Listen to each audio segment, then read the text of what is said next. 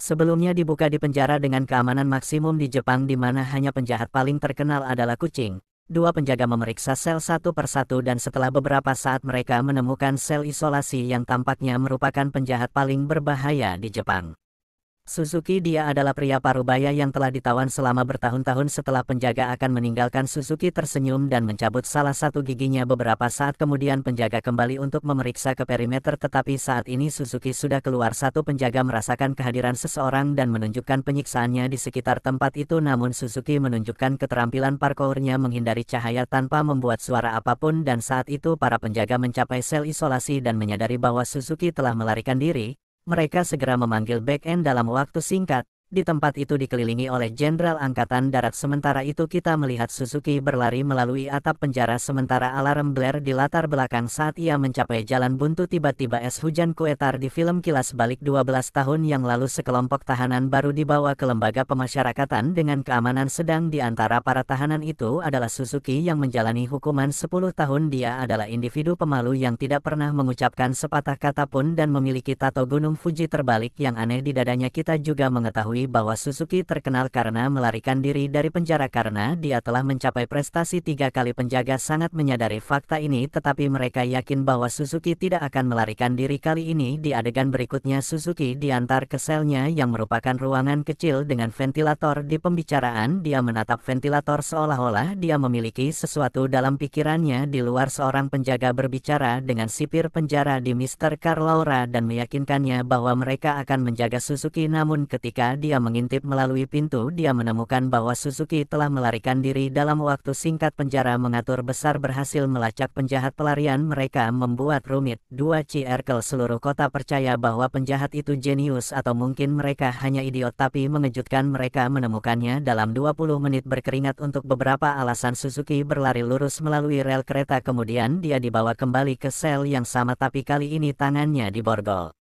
Sementara itu ketika penjaga mengintip melalui pintunya ia menemukan bahwa Suzuki telah menutupi kepalanya dengan selimut membuat marah penjaga Selton Suzuki untuk tidur dengan kepala keluar karena dia petak umpet dengan tangga tidak mendengarkan akibatnya dia dipukuli habis-habisan. Keesokan paginya kita melihat sipir memeriksa catatan penahanan Suzuki sebelumnya. Setelah sedikit riset dia menemukan kebetulan yang aneh. Setiap kali Suzuki melarikan diri dari penjara dia ditangkap di rel kereta terdekat. Segera di malam hari sipir penjaga berada di pemeriksaan rutin tempat. Ketika mereka memasuki sel Suzuki mereka terkejut untuk mengetahui apakah dia tidak terkunci. Adalah borgol penjaga yang marah menuntut untuk mengetahui bagaimana Suzuki melakukan trik seperti itu tetapi Anda tetap diam karena ini dia sekali lagi dihukum. Suatu hari Suzuki terlihat bermain dengan kawat kecil. Dia entah bagaimana diselundupkan di dalam sel dan itu adalah alat yang sama yang membantu dia membuka borgolnya. Kepada Anda yang berpikir di mana HE menyembunyikannya dengan baik Anda tahu jawabannya. Di adegan berikutnya sipir meninggalkan penjara untuk menghabiskan waktu bersama keluarganya selama seminggu. Tanpa kehadirannya para penjaga menjadi puas diri dan ini memberi Suzuki jendela yang sempurna untuk melaksanakan rencananya. Anda mengambil set gulungan kawat dan mencoba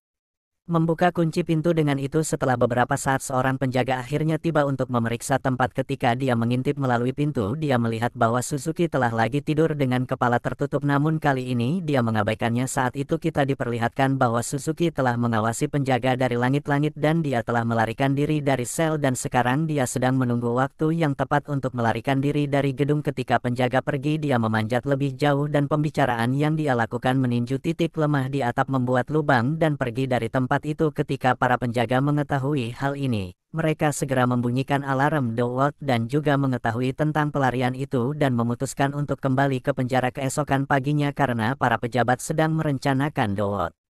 Manhun sipir tiba. Dia menyarankan kelompok itu agar mereka membatalkan semua rencana mereka dan sebagai gantinya mengirim satu tim ke rel kereta api terdekat. Para pejabat tercengang karena mereka percaya itu karena kunci Anda tidak cukup bodoh untuk bersembunyi di lokasi yang sama tetapi ketika sipir memberitahu mereka bahwa dia yakin mereka akan setuju. Secara mengejutkan, prediksinya menjadi kenyataan dan penjahat yang melarikan diri ditangkap lagi di dekat rel. Sepertinya semua kecerdasannya, Wayne, segera setelah dia keluar dari penjara, atau mungkin dia benar-benar suka memilih, Hari berikutnya sipir dihargai karena pemikirannya yang cepat dan dipromosikan ke posisi tinggi di Kementerian Kehakiman. Sekarang dia harus meninggalkan tugasnya di penjara. Tugas barunya adalah mengunjungi berbagai lembaga pemasyarakatan di seluruh negeri dan memeriksa yang hidup kondisi tahanan. Di sisi lain, Suzuki kembali istirahat dari selnya dan ditangkap lagi di dekat rel kereta api. Dengan setiap tahun lewat dia dipindahkan ke beberapa penjara bute. Tidak ada dari mereka yang bisa menahannya di dalam. Karena ini media menjulukinya sebagai pelarian menjadi ikon budaya. Saya akan memanggilnya David Melati. Pada satu titik dia menjadi sangat populer, bahkan anak-anak mulai mengidolakannya. Mengikuti film ini Fast Maju oleh 12 tahun di mana Suzuki sedang dipindahkan ke lembaga pemasyarakatan pusat. Kali ini dia berada di bawah pengawasan ketat sebagai sekelompok penjaga telah ditugaskan hanya untuk menjaga dia. Bahkan dia melihat mimpi buruk itu seluruhnya terbuat dari beton dan memiliki beberapa kunci di pintu. Di sini kita mengetahui bahwa sel adalah sel isolasi yang sama yang kita lihat di awal film. Segera setelah penjaga Suzuki memindai seluruh sel dan mencoba menemukan apapun yang dapat membantunya kabur, satu penjaga datang dengan makanan dan menempatkannya di dalam sel Suzuki. Saat dia bersiap untuk pergi, Suzuki tiba-tiba memborgolnya dan mencoba menyakitinya. Sebagai akibatnya penjaga meniup peluitnya dan memanggil untuk mundur. Dalam waktu singkat beberapa pria tiba dan memukuli Suzuki sampai babak belur. Setelah dia melakukan regain kesadaran, dia mengintip melalui lubang kecil di pintu gerakan penjaga tepi saat dia melakukannya sehingga darah menetes dari wajahnya dan merendam jeruji besi. Keesokan paginya penjaga di beberapa sekrup tambahan di borgol Suzuki berharap dia tidak bisa membuka saat ini. Sebelum pergi mereka memberikan hukuman brutal lain padanya. Dengan cara ini Suzuki mulai melewati hari-harinya. Anda dengan sengaja menyerang penjaga, dipukuli dan membasahi jeruji besi pintunya dengan darahnya sendiri. Suatu hari penjaga memukulinya begitu parah sehingga salah satu giginya tanggal. Secara mengejutkan Suzuki mengambilnya dan mulai tersenyum seolah-olah dia telah merencanakan semuanya. Di adegan berikutnya Suzuki Estim menggambar sesuatu di dinding dengan giginya. Ketika seorang penjaga datang dia segera menempatkan gigi dan posisi aslinya di dalam mulutnya. Beberapa minggu kemudian Suzuki menyerang penjaga lain. Kali ini dia melintasi semua batas dan diberi hukuman pamungkas. Mereka mengeluarkan rantai panjang mengikatnya dengan itu dan membuatnya berdiri di tempat yang sulit. Hari-hari postur yang sulit berlalu, tetapi apakah Anda masih dalam kondisi yang sama? Satu hari dalam pergantian peristiwa yang mengejutkan, Suzuki mulai bernyanyi. Akhirnya terungkap bahwa ia dapat berbicara. Film dari fast forward setahun dan untuk Suzuki masih menjalani hukuman. Dia sudah mulai terlihat seperti orang buangan dan belatung terlihat berlari melalui tangannya di mana dia telah diborgol. Untungnya malam itu penjaga ujung sel akhirnya melepas rantai. Sebagai hasilnya dia akhirnya bisa beristirahat setelah 1 tahun penuh. Sementara itu Firmer Chonomara tiba di penjara untuk memeriksa fasilitas di sana. Ketika dia mendekati isolasi sehingga dia melihat Suzuki yang sakit dan rapuh, namun Anda mengabaikannya dan berjalan pergi. Selanjutnya kita dibawa ke malam yang sama yang kita lihat di awal film. Ketika itu mulai bergemuruh di luar. Suzuki mengatakan rencananya mulai berjalan. Sepertinya dia telah menunggu hari ini selama lebih dari setahun. Dia mencabut giginya itu mulai terbuka. Di sini kita mengetahui bahwa Suzuki tidak menggambar di dinding, tetapi sebenarnya dia hanya mengasah giginya sehingga bisa pas dengan sekrup. Setelah membebaskan dirinya dari polisi, dia mendekati pintu dan mulai menggoyangkan batang logamnya secara mengejutkan. Lakukan pada tetesan darah yang terus-menerus. Batang logam telah menjadi rusti dan mereka dengan mudah lepas. Dengan ini dia lolos dari selnya dan akhirnya seluruh tempat. Dalam adegan berikut kita bawa ke masa lalu. Pada hari Suzuki lahir adalah ibu meninggal karena komplikasi persalinan sementara ayahnya membusuk di dalam jail. Karena ini dia dibesarkan oleh keluarga besarnya. Suatu hari saat Suzuki sedang berlatih keterampilan parkour di hutan, dia tiba-tiba didekati oleh ayah pelariannya untuk sementara waktu dan Suzuki melihat tato yang sama di dada ayahnya. Sayangnya pertemuan mereka terputus ketika beberapa petugas tiba. Di awal mengejar ayah melihat Suzuki mengira dia mungkin tidak akan kembali dengan susu dan bersumpah untuk bertemu ayahnya suatu hari nanti. Kembali ke masa sekarang, Suzuki lagi berlari melewati rel ketika dia dihentikan oleh Chonomara the ex-warden memintanya untuk saham dan mengejutkan dia menurut. Setelah beberapa saat sekelompok penjaga tiba di tempat kejadian dan membawa mereka pergi. Tampaknya bahkan penjara yang paling dibentengi tidak bisa menahan Suzuki. Kepala Departemen Kriminal memerintahkan Connemara untuk mengawal Suzuki ke penjara paling mematikan di bumi. Lorong penjara tidak seperti penjara lainnya, terletak di tengah laut dengan arus yang sangat berbahaya di semua sisi, dan yang lebih penting, tahu di dekatnya perairan juga mengandung hiu dan membuat kabur tidak mungkin. Bagian dalam penjara sama-sama menakutkan. Ratusan penjaga diberi sanksi di sekitar tempat itu, dan jika seorang tahanan mencoba melarikan diri dari tembakan mereka di tempat, para tahanan juga diberikan makanan beracun yang perlahan membuat mereka menjadi gila. Itulah intinya.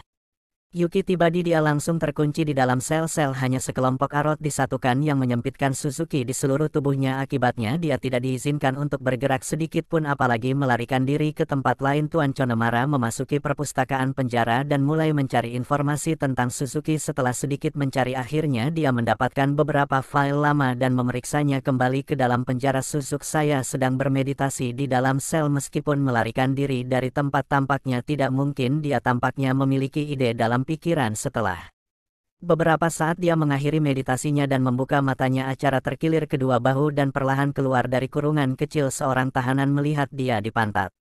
Tapi karena dia terlalu mabuk, dia tidak mengatakan sepatah kata pun. Sementara Connemara masih dalam penelitiannya, alarm di pulau itu berbunyi. Namun bukannya khawatir, sipir penjara menjadi senang karena hampir tidak ada cara untuk melarikan diri. Pulau dia juga senang bahwa pengawalnya akhirnya memiliki kesempatan untuk membunuh seorang tahanan. Connemara mencoba memberitahunya bahwa Suzuki adalah seorang jenius, tetapi sipir mengabaikannya dan mengatakan kepada mereka bahwa mereka akan memulai operasi pencarian keesokan paginya. Beberapa penjaga dikirim ke seluruh pulau dan masing-masing dari mereka membawa senapan. Saat sipir memberi pengarahan, anak buahnya yang lain, Mr. Connemara, tiba-tiba datang dan memberitahu mereka bahwa Suzuki sebenarnya mencari siapa yang juga dipenjara di pulau ini. Mengejutkan semua orang, dan mendengar kebenaran akhirnya terungkap. Ternyata semuanya adalah rencana Suzuki. Selama ini dia sengaja mendapatkan dirinya sendiri ke penjara dan melarikan diri setiap kali sehingga dia akhirnya bisa mencapai lorong penjara adalah menemukan ayahnya dan melarikan diri dengan dia di tempat lain. Suzuki akhirnya bertemu ayahnya dan duo memiliki reuni emosional. Sayangnya Connemara, sipir, dan segerombolan pria lain juga tiba di lokasi yang sama secara mengejutkan. Ketika mereka mencapai Suzuki, mereka dan lelaki tua itu sudah pergi. Di adegan terakhir film, Suzuki membawa ayahnya ke tepi pulau di mana dia memiliki para glider bersiap untuk menaiki glider dan terbang menjauh dari tempat itu. Sementara Connemara mencoba menginterogasi seorang lelaki tua yang tinggal di ruangan yang sama dengan ayah Suzuki. Hanya memberitahu Anda bahwa ini adalah tato yang sama di dada pria ini dan mengambil kembali. Filmnya berakhir sebagai Connemara menceritakan bahwa setelah bertahun-tahun perencanaan, Suzuki telah melarikan diri dengan orang yang salah berlangganan. Untuk lebih banyak video seperti ini, nyalakan notifikasi dan suka bantu saluran keluar. Terima kasih telah menonton.